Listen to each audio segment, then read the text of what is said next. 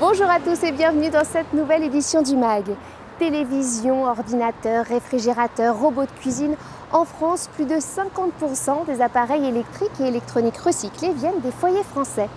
En effet, chaque habitant dépose environ 6 kg par an de ce type de déchets. On les appelle les D3E, les déchets d'équipements électriques et électroniques. Pour que ces D3E ne soient pas perdus et qu'ils aient une seconde vie, il faut les récolter, les traiter et les recycler. Mais avant toute chose, il faut savoir bien les trier pour qu'ils puissent être récupérés par les éco-organismes. Pour mieux comprendre comment tout cela fonctionne, je vous ai tout d'abord emmené sur une déchetterie. Romain Duclé, bonjour. Bonjour. Vous êtes le responsable de cette déchetterie, du coup vous êtes à même de m'expliquer en quoi c'est bien important de trier nos appareils électriques et électroniques. C'est quelque chose qu'on ne doit pas laisser traîner n'importe où. Il y a des matières toxiques à l'intérieur, donc ce qu'il faudrait faire, le ramener en déchetterie. D'accord. Et alors ici vous recevez quel type d'appareils électriques et électroniques? Alors on récupère donc tous les appareils électriques et électroniques. Donc on a la première filière qu'on appelle le petit appareil en mélange, donc c'est le grille-pain, la télécommande, le clavier, l'ordinateur. Vous avez après la partie qu'on appelle écran, donc c'est tout ce qui comporte un écran, donc ça va du Minitel. Peut-être plus la télé. La télé, l'ordinateur portable. Après nous avons aussi la partie qu'on appelle le gros électroménager, divisé en deux filières. Donc dans la filière froid, comme son nom l'indique, on met ce qui fait du froid, donc frigidaire et congélateur. Et le reste, donc ce sera les gazinières, lave-linge, lave-vaisselle, ce sera ce qu'on appelle dans la filière hors froid. Une fois que vous avez collecté tout ça, où est-ce que ça part? Alors ça part dans un centre de traitement. Très bien, merci beaucoup Romain. De rien, bonne journée. Merci. Eh bien nous allons suivre le cheminement de ces D3E en nous rendant sur le site de Feyzin, du côté de Lyon, qui traite 25 000 tonnes par an de D3E.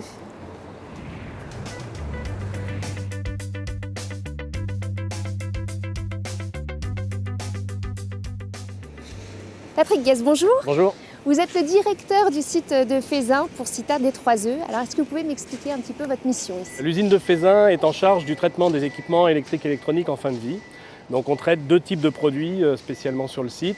Des équipements qu'on appelle du PAM, c'est-à-dire des petits appareils en mélange, ce sont des petits équipements de moins de 50 cm. Et des équipements qui contiennent des fluides frigorigènes, essentiellement les frigos et les congélateurs, avec des exigences à la fois de dépollution et de taux de valorisation, 85% de ce qu'on ressort part en valorisation matière. Ah oui, c'est quand même pas mal. C'est bien.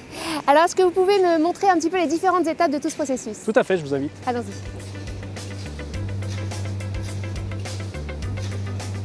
Alors donc c'est ici que tout commence en fait, où Oui. vous recevez les Il y frigos. a trois étapes clés. La première étape où on vide les frigos, on coupe les câbles et on prépare pour alimenter la ligne de production. La deuxième étape qui consiste en fait à extraire les fluides frigorigènes, huile et gaz et enlever le recompresseur.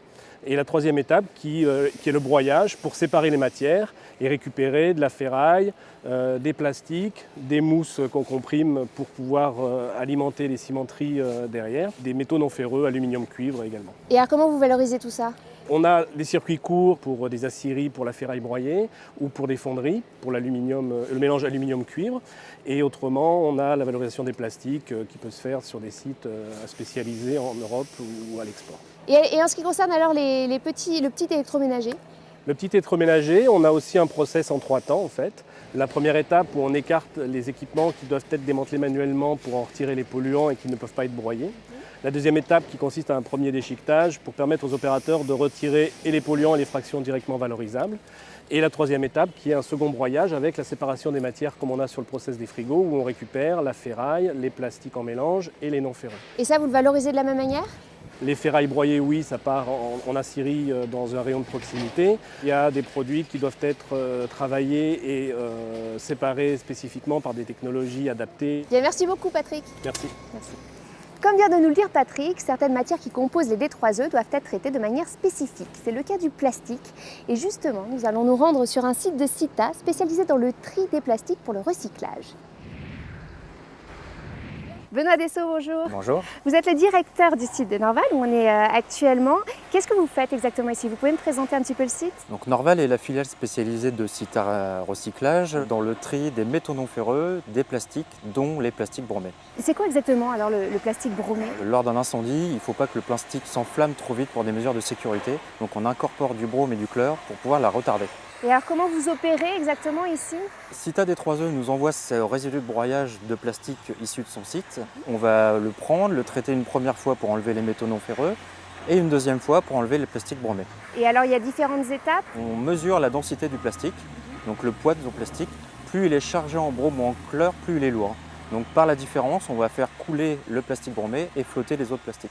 Et alors qu'est-ce qui devient après? Qu'est-ce qu'on en fait? Alors le plastique bromé va en filière de valorisation énergétique. Très bien, donc il y a toujours la valorisation. Il y a toujours de la valorisation énergétique et l'autre partie est de la valorisation matière pour refaire du plastique. Eh bien merci beaucoup Benoît. Merci à vous. Vous l'aurez compris, la récupération des D3E permet de donner une seconde vie aux matières qui les composent.